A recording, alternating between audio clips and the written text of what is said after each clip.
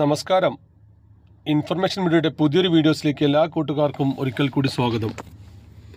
പെൻഷനുമായി ബന്ധപ്പെട്ട വളരെ സന്തോഷകരവും സുപ്രധാനമുള്ള അറിയിപ്പുമായിട്ടാണ് information videos വന്നിട്ടുള്ളത്.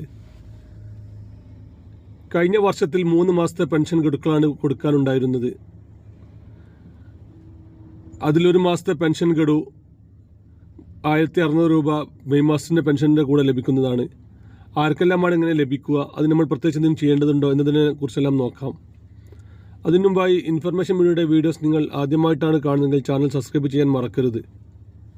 നമ്മുടെ ചാനലിൽ ഒരു തരത്തിലുള്ള മത രാഷ്ട്രീയ കാര്യങ്ങളും വരുന്നതല്ല. ഗവൺമെൻറ് ലഭിക്കുന്ന സേവനങ്ങൾ, ആനുകൂല്യങ്ങൾ, അറിയിപ്പുകൾ എന്നിവയെക്കുറിച്ച് മാത്രമായിരിക്കും വീഡിയോസ് വരുന്നത്. ശ്രദ്ധിക്കുക, ഒരുപാട് ആളുകൾ പഴയ വീഡിയോസുകൾ കണ്ട് ആനുകൂല്യങ്ങൾ ഇപ്പോൾ നിലവിലില്ല, ഞങ്ങൾ അറിഞ്ഞില്ല, അങ്ങനെ പല കാര്യങ്ങളും കമൻറ്റ് ബോക്സിൽ പറയാനും ചോദിക്കാറുമുണ്ട്. ഗവൺമെൻറ് സേവനങ്ങളിൽ എപ്പോൾ വേണമെങ്കിലും പുതിയ മാറ്റങ്ങൾ വരാം. ഏറ്റവും പുതിയ അറിയിപ്പുകൾ ലഭിക്കാൻ ചാനൽ സബ്സ്ക്രൈബ് ചെയ്ത് തൊട്ടടുത്തുള്ള ബെല്ലൈക്കൺ കൂടി ക്ലിക്ക് ചെയ്ത് വെക്കുക. കഴിഞ്ഞ മെയ് മാസം മുതൽ എല്ലാ മാസവും കറക്റ്റായി തന്നെ പെൻഷൻ ലഭിക്കുന്നുണ്ട്. ഇപ്പോൾ ഒരു വർഷത്തോളമായി കറക്റ്റായി പെൻഷൻ ലഭിക്കുന്നുണ്ട്. എന്നാൽ അതിന് മുമ്പ് ഒരുപാട് പെൻഷൻ കുടിശ്ശിക ഉണ്ടായിരുന്നു.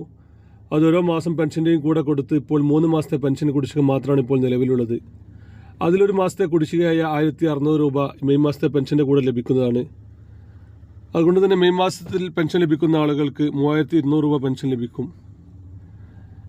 നിലമ്പൂർ ഉപതെരഞ്ഞെടുപ്പ് നടക്കുകയാണ്. അതിൻ്റെ നോട്ടിഫിക്കേഷൻ വരുന്നതിന് മുമ്പായി തന്നെ പണം കൊടുക്കാനാണ് ഇപ്പോൾ സർക്കാർ ആലോചിക്കുന്നത്.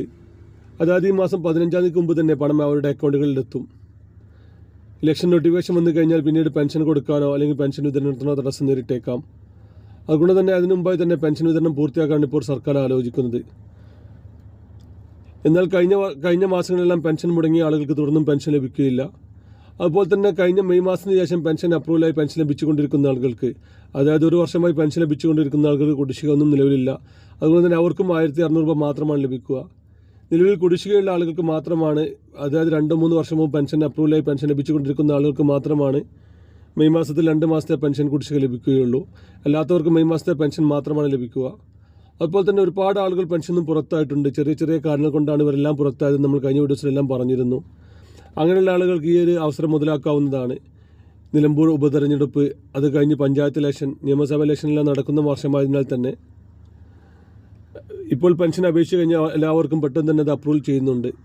അതുപോലെ തന്നെ പെൻഷൻ പുറത്താക്കിയ ആളുകൾക്ക് അവർ വീണ്ടും ഒരു അപ്പീൽ കൊടുക്കാനുള്ള സൗകര്യമുണ്ട്. അങ്ങനെ അപ്പീൽ കൊടുക്കുകയാണെങ്കിൽ അവർക്കും തുടർന്ന് പെൻഷനും മറ്റ് ആനുകൂല്യം ലഭിക്കുന്നതാണ്. ഈ ഒരു വർഷം അവസാനത്തിൽ ഒരുപാട് ഇലക്ഷൻ നടക്കുന്നതല്ല, പഞ്ചായത്ത് ഇലക്ഷനും ബൈ ഇലക്ഷനും അതുപോലെ തന്നെ നിയമസഭാ ഇലക്ഷനെല്ലാം നടക്കുന്നതിൽ തന്നെ ഇങ്ങനെയുള്ള കാര്യങ്ങൾ കൊടുത്തു കഴിഞ്ഞാൽ ഇപ്പോൾ പെട്ടെന്ന് തന്നെ അപ്രൂവൽ ആകുന്നുണ്ട്. പുതിയ പെൻഷൻ അപേക്ഷിക്കാം. അതുപോലെ തന്നെ നിലവിലുള്ള പെൻഷൻ എന്തെങ്കിലും തരത്തിൽ മുടങ്ങിയിട്ടുണ്ടെങ്കിൽ അവർക്കെല്ലാം ഇതിന് ഉപകാരപ്പെടുന്നതാണ്. വീഡിയോ ഇഷ്ടപ്പെട്ടെന്ന് കരുതുന്നു. ചെറിയൊരു വീഡിയോ ആയിരുന്നു. വീഡിയോ ഇഷ്ടപ്പെട്ട് കഴിഞ്ഞാൽ ചാനൽ സബ്സ്ക്രൈബ് ചെയ്ത് മറ്റു കൂട്ടുകാരിലേക്ക് ഷെയർ ചെയ്ത് കൊടുക്കുക. നമുക്കൊരു പുതിയ വീഡിയോസ്